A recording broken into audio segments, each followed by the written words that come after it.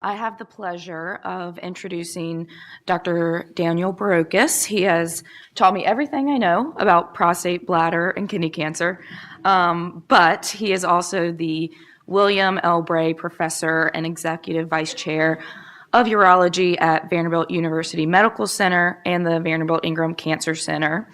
He has clinical and research expertise in urologic cancers, particularly in the detection and treatment of localized prostate, kidney, and bladder cancers. He served on the AUA Guideline panels for early detection of prostate cancer, treatment of localized prostate cancer, microscopic hematuria, as well as the NCCN Guideline panel on treatment of prostate cancer. And he is going to be speaking to us about screening guidelines for early detection of prostate cancer.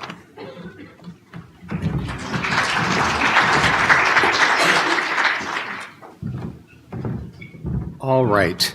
Thank you guys very much.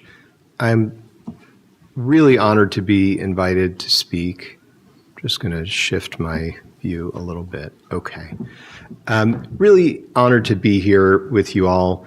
And hopefully we'll get through much of the guideline. I've given this talk in various forums, so it's adapted from a talk we give at the AUA that is a 2-hour session. I've also done this as a 1.5-hour session.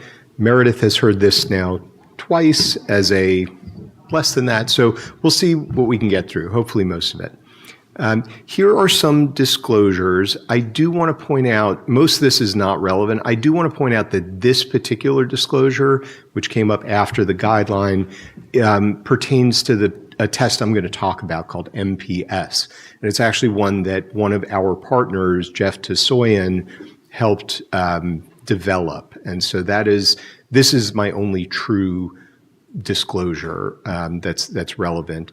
The other thing is that, like I said, we give a course at the AUA, and these are the other folks involved in that course. And so some of the slides, you'll see there are some effects that I wouldn't have used, but you'll see that some of the slides are from other people.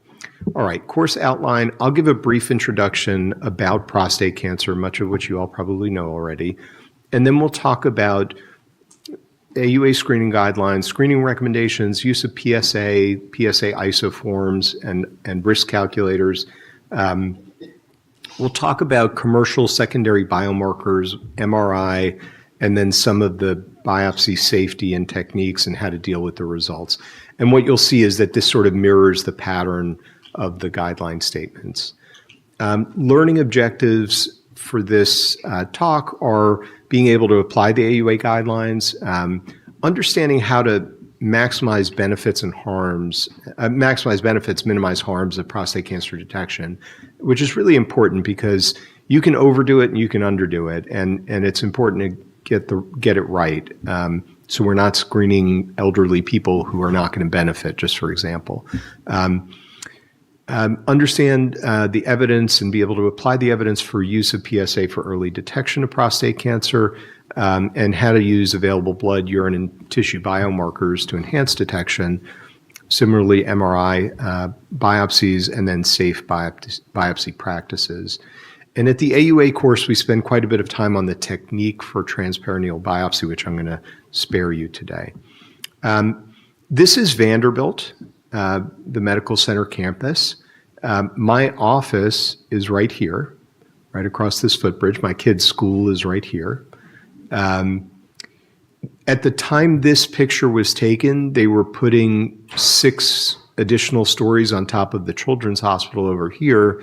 And if you saw it right now, you would see that this entire area, which is about a city block, is being renovated and also elevated up to like 11 stories. My house is just beyond this building right here. So what do I love about being here besides the short commute? Hot chicken. Are you all from out of town? Who's from out of town? Yeah? Great. Okay. Have some hot chicken while you're here. We have a great music scene. This is the best of it. There's singer-songwriters and an outdoor forum up at the observatory. We have beautiful, huge park system, like within the the county, Davidson County, which is the city. And my dogs love to go there. We love going to the Vanderbilt basketball games, even though we don't win a lot. And if the talk gets boring, there is a game on right now, and you can just discreetly look at your phone.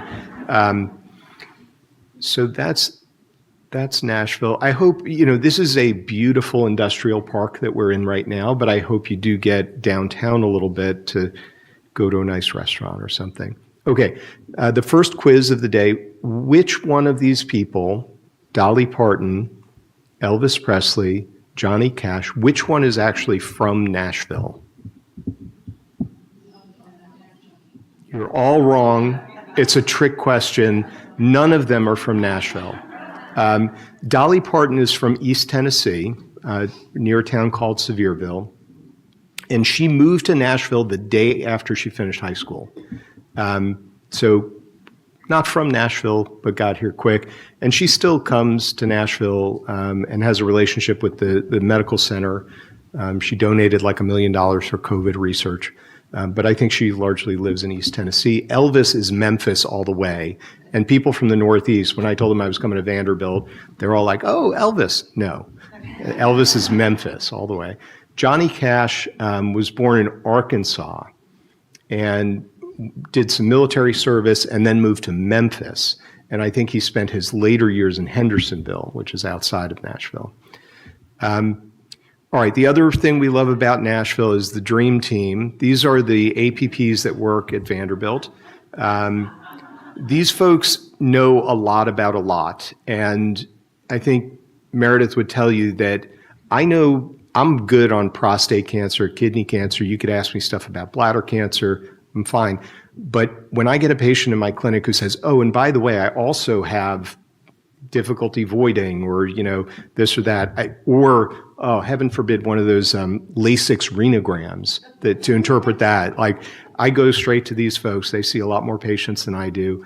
And they're very versatile. So, for example, Meredith, who helped organize this, her passion is testicular pain, but she could answer questions about condyloma, IC, any of the other things. You may know that that's a joke, and Meredith runs. Meredith has actually, including docs, including APPs, the busiest practice in our group, and she sees her own patients, mainly in oncology. She helps run the Advanced Prostate Cancer Clinic. So she has expertise in prostate cancer way beyond what I do in that space. And she also runs our intravesical therapy infusion program. So very versatile, but not ball pain, IC, or condyloma.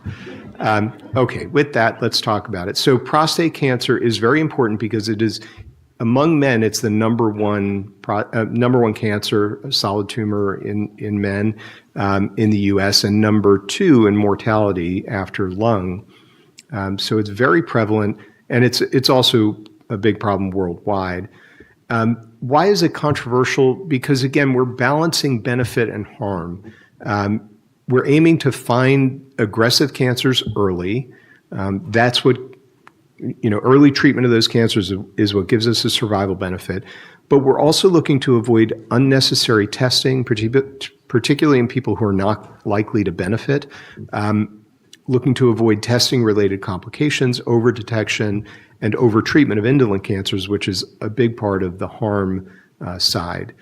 And then the other thing is that the paradigms change pretty rapidly. There are new tests on the market all the time, new ways in which we're using imaging, new biopsy techniques. So it's hard to keep up with all of that.